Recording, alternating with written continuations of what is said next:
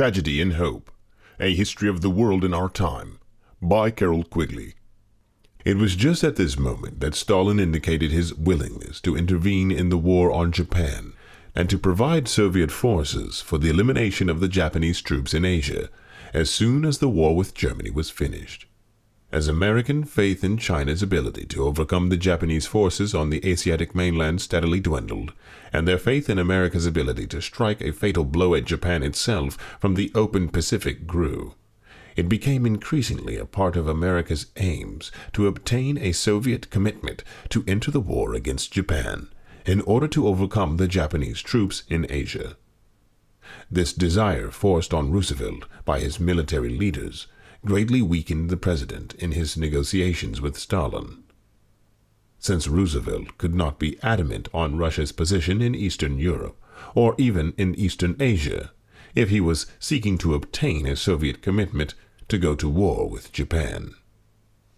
At Tehran, Stalin was chiefly motivated by an intense fear of Germany and a desire to strengthen the Soviet Union along its western border as protection against Germany. Apparently, this fear was so great that Stalin did not want Germany to go communist after the war, possibly from fear that such a change would strengthen it. Instead, he demanded and obtained Polish frontiers on the Curzon Line and the Oder-Neisse Line, and won acquiescence for his rather moderate plans for Finland. The latter included the 1940 frontier, a Soviet naval base at Hango and Petsamo, reparations to Russia, and a complete break with Germany. The British were generally unsuccessful in obtaining their desires at Tehran.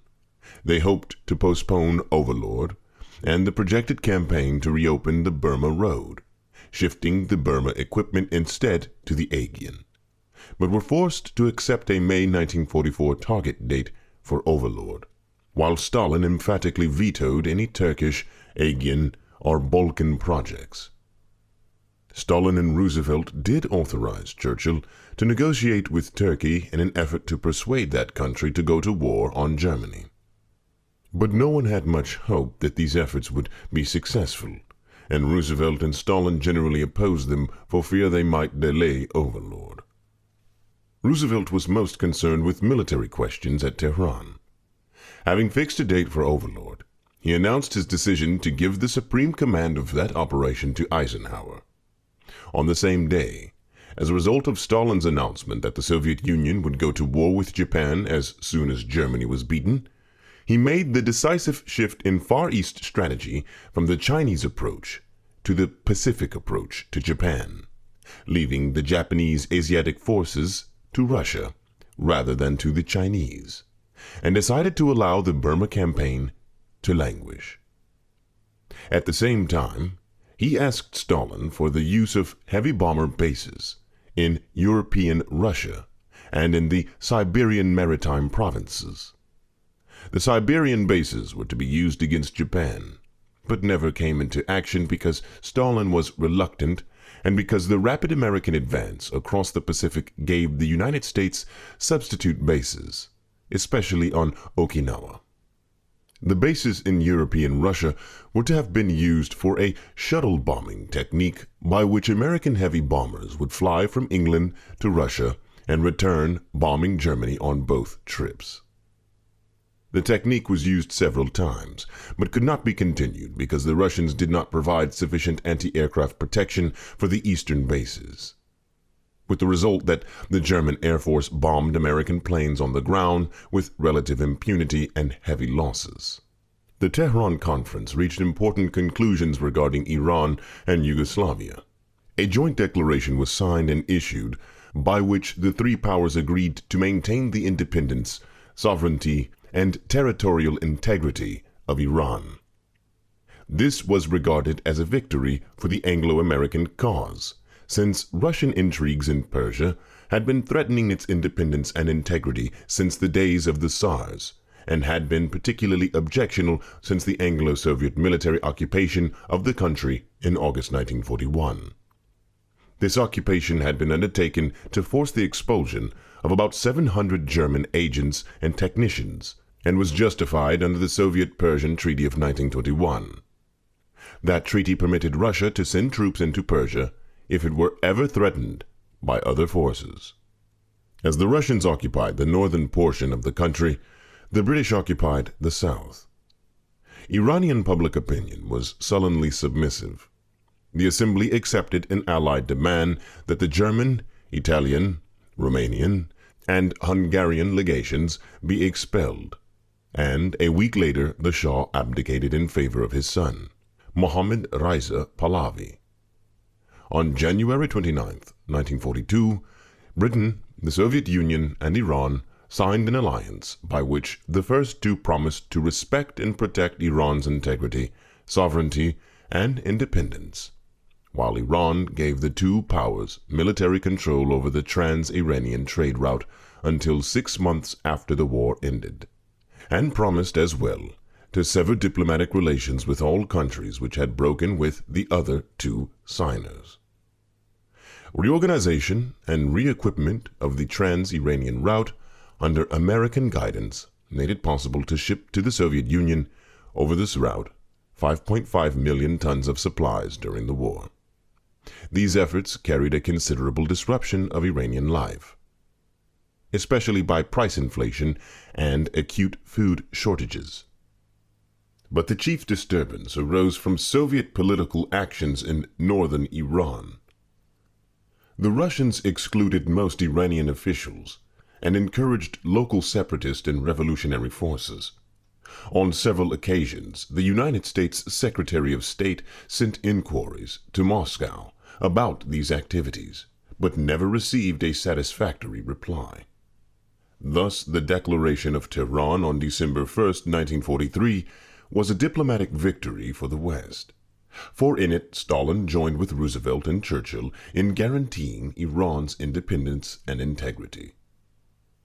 The Tehran Agreement about Yugoslavia was even more significant than the one about Iran, and could not, in any honesty, be called a victory for the West. The South Slav state had been suffering under a brutal Axis occupation since the spring of 1941, and was also split by a civil war between two underground movements, which spent more energy fighting each other than they used to fight the Axis. The earlier of these undergrounds, that of the Chetniks, supported the Yugoslav legitimate government now in exile in London. It was led by General Draza Mihailovich, Minister of War in the exiled government. The second underground movement, known as the Partisans, was leftish and Republican in its sympathies and was dominated by the Communists, led by Moscow-trained Josip Broz, known as Tito. The contrast between these two underground movements was a sharp one, but to Churchill and Roosevelt these differences were largely ignored in favor of the more immediate question of which was more willing to fight the Axis. The answer to that question, in Churchill's opinion, was Tito. For this reason, Churchill, at Tehran, made the fateful suggestion that the Allied supplies going to Yugoslavia be shifted from Mihailovich to Tito, and that Russia should send a military mission to Tito to join the British military mission already there. These suggestions were accepted by the Big Three, apparently without any clear idea of what this change in policy meant. But it was a change filled with significance, since it meant that the Communists would control Yugoslavia in the post-war period. This outcome was certainly not intended by at least two of the Big Three, but they were willing to overlook obvious facts in their eagerness to defeat Germany. Among these obvious items was the fact that Mihailovich represented the forces of royalism, of Serb centralism, and of social conservatism, while the Partisans represented the forces of republicanism, of South Slav federalism, and of social revolution. Mihailovich's reluctance to continue guerrilla attacks on the Axis forces lost him British support, but was, from his point of view, the only possible tactic. Every guerrilla attack on the Germans was answered by German reprisals on the Serbs, in which thousands were massacred. Undefended villages were destroyed, and hundreds of peasants had to flee to the mountains, where they were recruited into partisan bands. Tito, who had no desire to maintain the previous social, economic, or ideological structure of Yugoslavia, had no desire to avoid German reprisals, which simultaneously destroyed the old social structure and provided recruits for his partisan forces. Accordingly, Tito was more willing to fight Germans and thus won the right to Allied support at Tehran. But Tito's willingness to fight Germans was only slightly more eager than that of Mihailovich, since the chief aim of each was to keep his forces strong enough to take over Yugoslavia when the Axis was driven out. Moreover, neither group, even with Allied supplies, was sufficiently strong to drive the Axis out of the country or to take over control of any significant parts of the country. The Italian forces in Yugoslavia were defeated by the Anglo-American victory in Italy itself, while the German forces were ultimately expelled by the advance of Soviet and Bulgarian forces from the east in the winter of 1944 to 1945. Nevertheless, the Tehran decision to shift Allied supplies from the Chetniks to the partisans was of major significance in forming post-war Europe. The Allied leaders parted after the Cairo and Tehran conferences in hopeful moods and proceeded to direct their full energies to military matters. Thus, there was no other important meeting until the Second Quebec Conference in September 1944, and no other meeting of the Big Three until Yalta in February 1945. The 9 months following Tehran were devoted to military matters, of which the chief was Overlord, begun on D-Day, June 6, 1944. The preparations for Overlord were among the most elaborate in military history. The planning, under British General Frederick E. Morgan, occupied almost a year before Eisenhower came to England to take command in January 1944. The preparatory work involved the accumulation of enormous manpower and supplies in England, extensive intelligence work and retraining of troops, detailed planning on a very large scale, the accumulation of much special equipment, including over 5,000 escort vessels and landing craft, 2 artificial floating harbors, numerous block ships, and caissons for emergency piers, and strenuous exertions to overcome the German Air Force and submarine fleet before the project began. The 8th American Air Force had been established in England in August 1942, but had not delivered the full impact of its attack because of constant diversion of men and planes to North Africa and the Mediterranean. At Casablanca, in January 1943, the divergent British and American ideas on aerial bombardment were reconciled in what was called the Combined Bomber Offensive. That Germany could be crippled to the point of paralysis by precision daylight bombing of strategically chosen plants of German industry. The British, who felt that daylight bombing would be too costly, placed their hopes in nighttime saturation bombing of whole areas, thus destroying civilian morale and exhausting German manpower, as well as destroying military facilities. The Combined Bomber Offensive sought round-the-clock bombing of Germany by allowing each ally to concentrate on its special type of attack. Gradually, the very heavy casualties suffered by the Americans in daylight raids, along with recognition that precision bombing was far too inaccurate to fulfill the goals set for it, plus technical advances such as radar and radio locating, which improved the precision of night bombing, brought the Americans to some extent to the British point of view. The combined bomber offensive shifted its targets several times, and at the beginning of 1944 concentrated on the elimination of German fighting planes. This was achieved by killing off German pilots faster than they could be trained, a goal which was greatly assisted by the fact that fuel supplies in Germany were not sufficient to permit adequate training flights. In spite of Allied bombing on factories, German production of fighter planes rose steadily in 1944 and was at 2,500 a month just before D-Day. But pilot training, from lack of gasoline, had been cut from 260 to 100 hours, and even in some cases to 50 hours. As a result, losses of planes from accidents were almost as high as losses from Allied action, and in February 1944 reached the extraordinarily high figure of 1,300 planes, half of the month's production of new planes. In the meantime, losses of American bombing planes on raids over Germany were approaching 10%, and in one case, over the ball bearing factory at Schweinfurt, reached 25% of the planes sent. In the early months of 1944, a series of raids on Berlin was launched with the deliberate purpose of provoking the German fighter forces into combat so that they could be destroyed. This was a complete success. On the last of these raids, the Allied bombers were not attacked by German fighters at all, and by June, the Allies had won complete aerial supremacy over Germany. A similar result, somewhat earlier and not so conclusive, was reached in the Anti-Submarine Warfare. In this effort, thanks to radar and combined air and sea attacks, the U-boats were driven completely from the North Atlantic.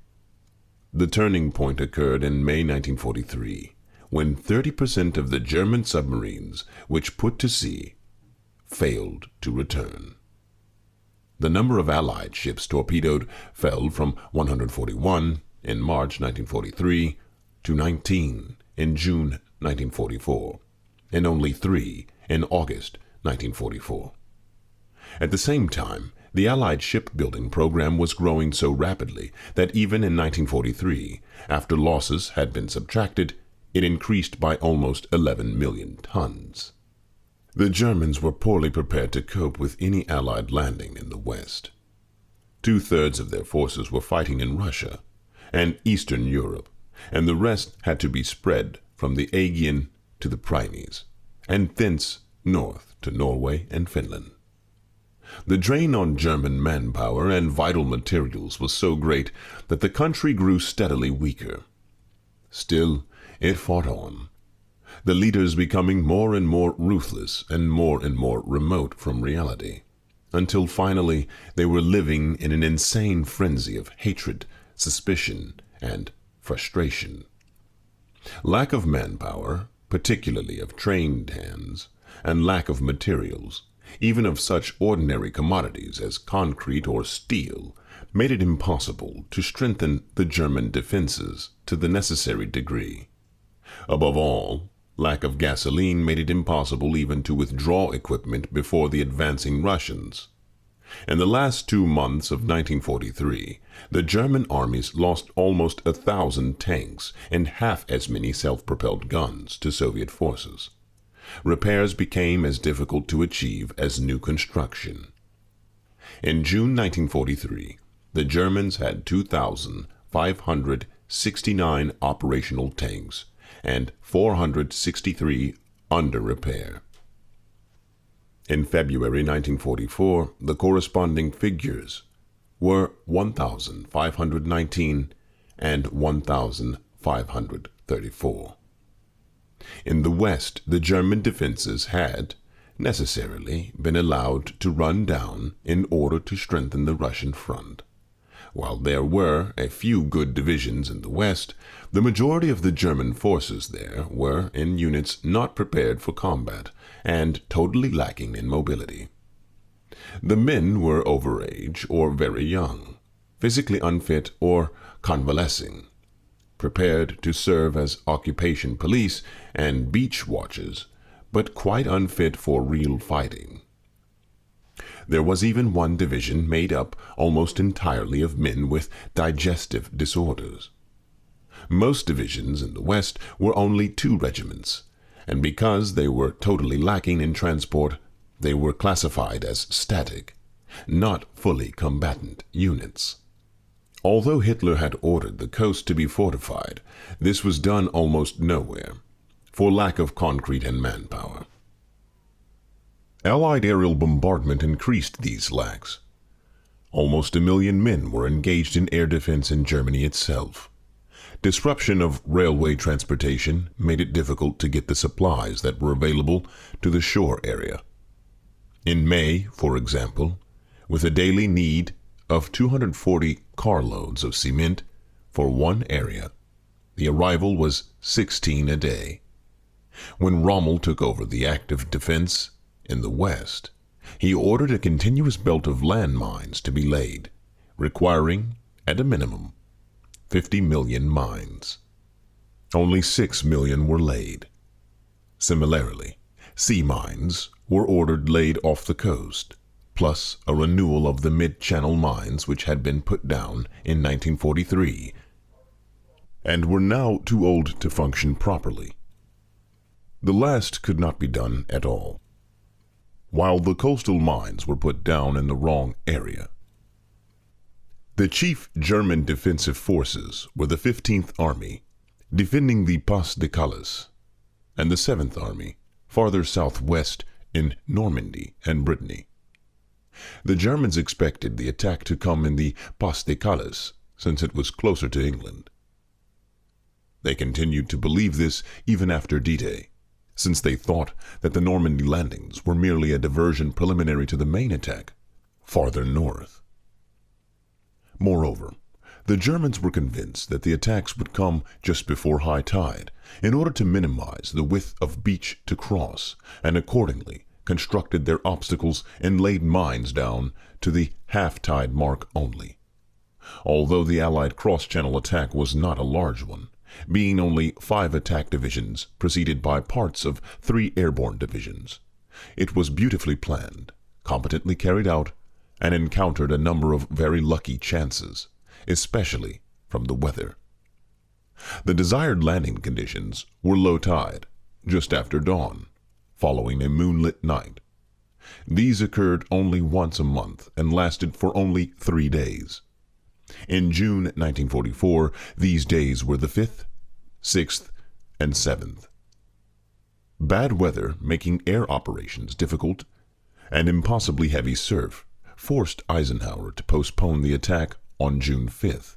But because better weather information, expertly interpreted, showed the Allies that the weather would improve suddenly, the Supreme Commander ordered the attack to take place on June 6th, at a time when the Germans expected the adverse weather to continue.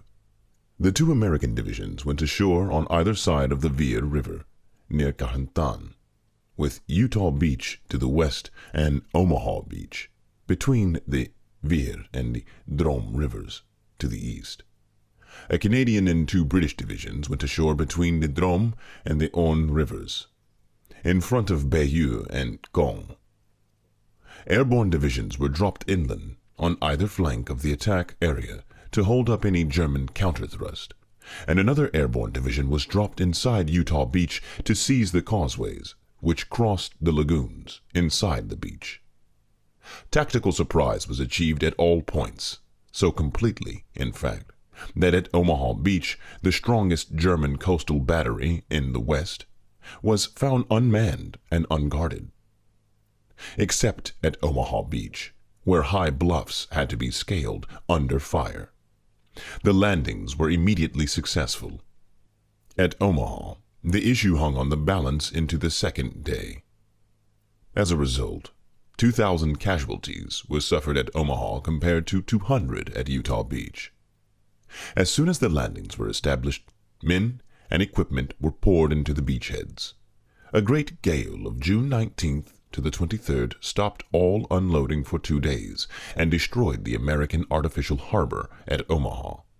But by the time the gale began, there had been put ashore 629,000 men, 95,000 vehicles, and 218,000 tons of supplies. The millionth man landed on July 6th, just a month after the first. In spite of this success, the Allied forces were hemmed in Norway for 2 months. On the left, the British forces, under the cautious Montgomery, were unable to take Caen. The American forces, under General Bradley, were stopped in the center before St. Louis. Only on the right was movement possible to cross the peninsula, June 18th, and turn westward to storm and capture Cherbourg. This great seaport, taken with its 40,000 German troops on June 27th, was so devastated that it could not be brought into service until late in August, and Allied supplies continued to come in over the Normandy beaches. In the first 18 days of July, Caen and St. Louis were taken after severe fighting initiated by a terrific aerial bombardment by over 2,200 planes, which dropped 7,000 tons of explosives on one town and 4,000 on the other. Both towns were wrecked, but the Allied forces were still unable to move, meeting furious resistance from German forces as they fought their way across field after field, each bordered by an impenetrable hedgerow. As the Allies crept forward in this way, 2 sensational events occurred elsewhere in Western Europe. On June 15th, the first of Hitler's vengeance weapons, the V-1, was fired from Pas-de-Calais on London. This was a small jet-propelled, pilotless and automatically guided plane, moving at 400 miles per hour and carrying a 1-ton explosive charge. About 8,000 of these were fired in 80 days. But the defense was steadily improved so that late in August, 90% were being stopped before they reached London. Nevertheless, 2,300 reached their targets, inflicting over 20,000 casualties, 1/4 of them fatal, and forcing 1 million women and children to evacuate the city. On September 8, 1944, the V-1 was replaced by the much superior V-2, a rocket which could not be intercepted because it moved faster than sound. A total of 1,050 of these weapons fell on England before the end of the war, killing over 2,700 persons and injuring 3 times that number. On the whole, these weapons, while frightening, used up large German resources and energies, but achieved no military results. Equally spectacular was the attempt to assassinate Hitler by exploding a bomb concealed in a briefcase beside his chair at his headquarters in East Prussia. This was the last of several attempts of this kind, made by the same group which had tried in vain to negotiate with Chamberlain, Halifax, and Churchill in September 1938. The conspirators, mostly from the conservative upper classes, consisted chiefly of army officers, with a minority of civilian and diplomatic leaders. The chief military figures were General Ludwig Beck, Jörg Thomas, Erwin von Witzelben, Karl von Stucknagel, and others. The chief civilian leader was Karl Goerdeler, one-time mayor of Leipzig. The chief intellectual figure was Count Helmut von Moltke, son of the German commander-in-chief of 1914.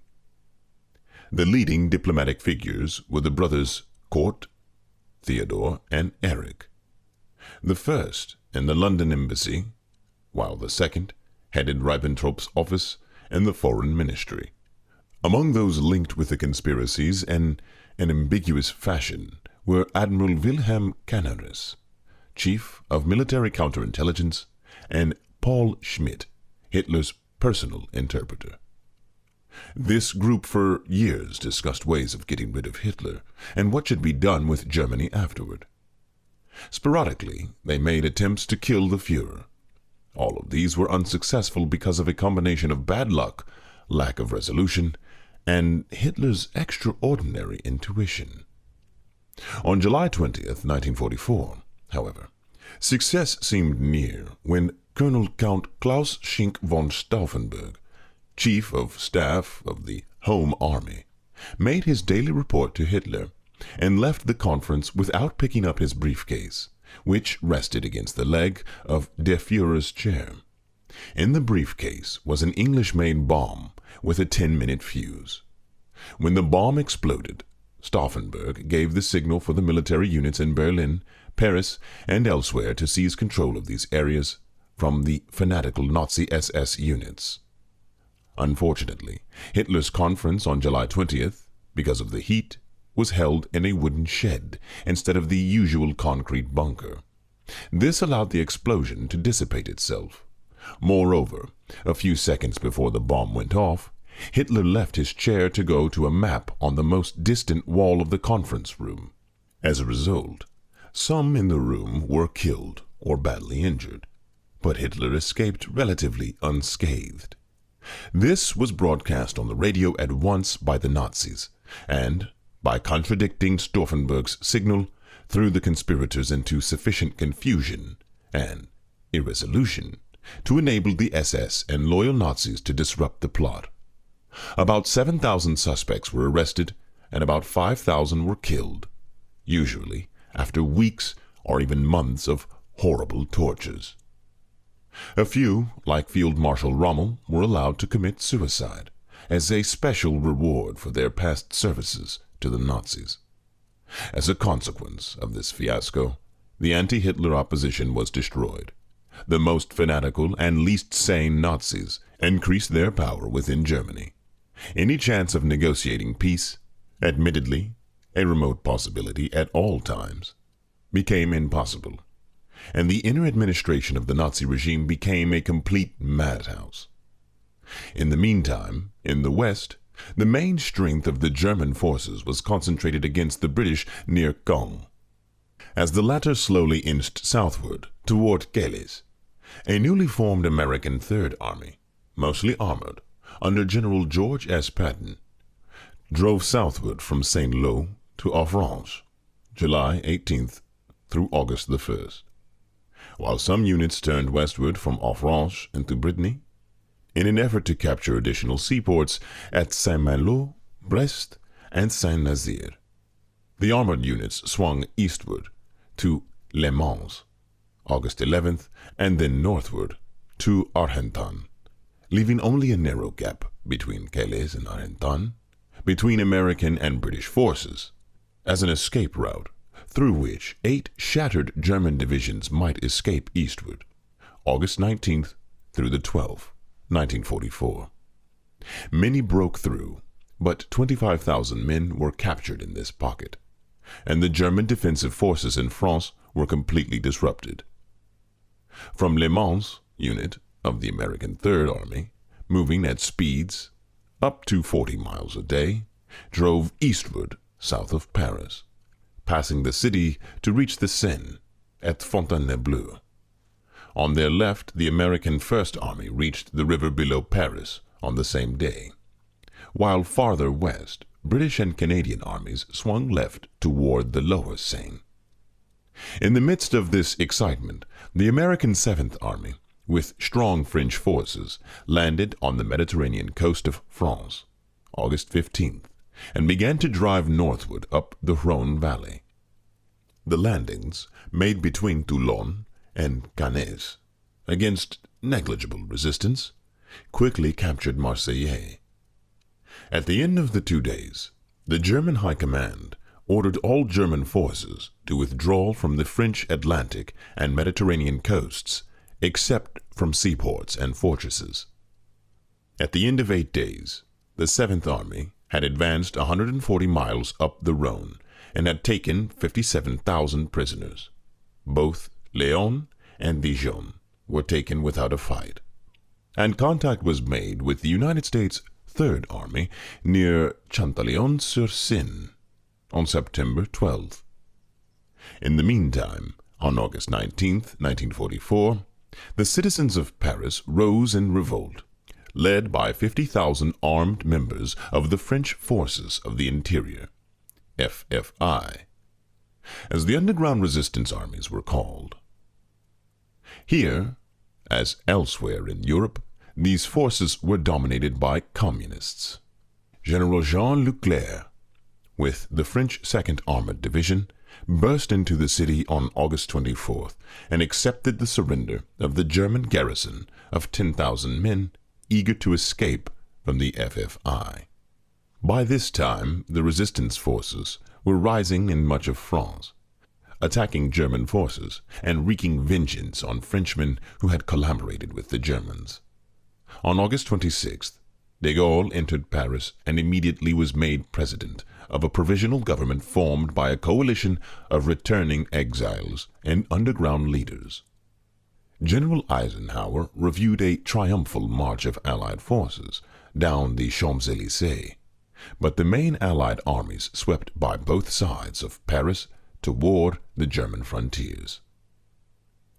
During the autumn of 1944, the Allied advance in the West was slowed up as much by its own problems of transport and supply as it was by German opposition. The advance had to cross a series of famous rivers, the Seine, the Somme, the Aisne, and the Meuse. All were crossed without difficulty because of weak German resistance, but the big problem looming ahead was the Rhine, where German resistance would inevitably be tenacious. On an Allied front over 200 miles wide, the American Third Army, on the right, captured Verdun as early as August 3rd. The American First Army, in the center, took Sedan and entered Belgium August 31st. On the left, the British Second Army passed Amiens, heading for Lille August 31st, while on the extreme left, the Canadian First Army had the unrewarding task of sealing off the entrenched German garrisons in the Channel ports. These were taken one by one, after very bitter fighting, but in most cases the harbors could not be used at once because of damage or other causes. Antwerp, taken on September 4th, could not be used for 2 months because the Germans continued to hold the riverbanks near the sea.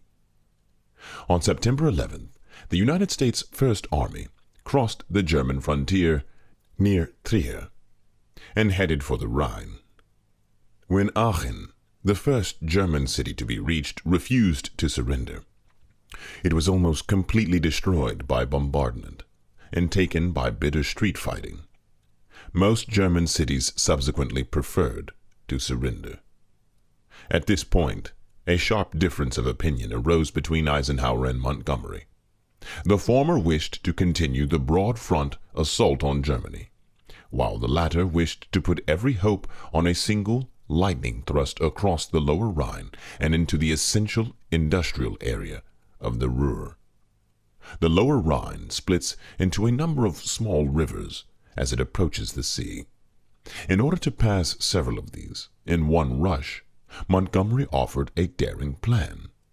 3 airborne divisions were to be dropped at step intervals ahead of the British Secondary Army to capture the river crossings and open the way for a 60-mile advance by the Second Army. On August 15th, this attempt was made. The American 82nd Airborne Division dropped at Eindhoven to cover the Meuse River. The American 101st Airborne Division dropped near Nimwegen to cover the Vol crossing, and the British 1st Airborne Division was dropped near Arnhem to cover the northernmost branch of the Rhine, the Niederrhein, above Rotterdam. German resistance to the advance of the Second Army was so great that it was unable to reach Arnhem, and after a week of furious fighting, the remnants of this heroic group, less than a quarter of those dropped, were evacuated. This failure doomed the hopes for one vital thrust across the Rhine to the Ruhr. By mid-December, the Allied armies were struggling eastward toward the Rhine, in a fog and rain, with short days and long nights. Conditions were particularly bad in the thick forests of the Ardennes. There, the Germans determined to make their last counteroffensive. Secretly, concentrating 25 divisions in weather too bad for air reconnaissance, the Germans struck westward, chiefly with armored forces, into General Omar Bradley's 12th Army Group, splitting it wide open and threatening to break through over the Meuse. Although the 1st and 3rd American armies were separated by a German advance over 60 miles, no vital points were reached, largely because of the stubborn American resistance, even when surrounded as at Bastogne. By December 26th, the German drive had stopped, and 3 weeks later, most of the lost ground had been recovered. In the attack, the Germans inflicted casualties of about 76,000 on the Americans, but suffered casualties of about 90,000 themselves, and used up irreplaceable supplies and equipment. Before this Battle of the Bulge could be finished, Hitler had to withdraw from it. Many of the forces which had made the original attack, in order to send them hurriedly to the east in a vain attempt to slow down the Soviet winter offensive, which began on January 12, 1945.